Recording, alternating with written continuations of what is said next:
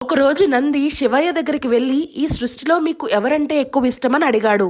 అప్పుడు శివుడు మెల్లగా నవ్వుతూ, నువ్వు నిత్యం నాతోనే ఉంటావు కాబట్టి ఎవరంటే నాకు ఎక్కువ ఇష్టం అనేది నువ్వే చెప్పు అని అన్నాడు. అప్పుడు నంది బాగా ఆలోచించి, మీలో సగ భాగాన్ని ఇచ్చారు కాబట్టి పార్వతీదేవి అంటే మీకు ఎక్కువ ఇష్టమని చెప్పాడు.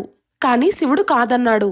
ప్రథమ పూజ్యాన్ని వినాయకుడికి ఇచ్చారు కాబట్టి వినాయకుడంటే ఎక్కువ ఇష్టమని చెప్పాడు.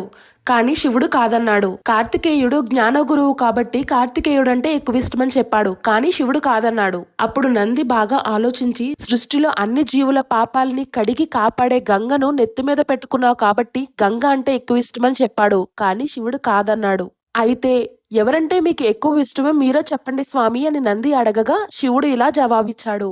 ఎవరైతే వాళ్ళ కష్టాల్లోనూ సుఖాల్లోనూ నన్ను తలుచుకుంటూ ఉంటారో, వాళ్ళ భారాలన్నీ నాపై ఉంచి నువ్వే దిక్కు స్వామి అని నన్ను నమ్ముతారో అలాంటి భక్తులంటే నాకు చాలా ఇష్టమని శివుడు నందితో చెప్పాడు.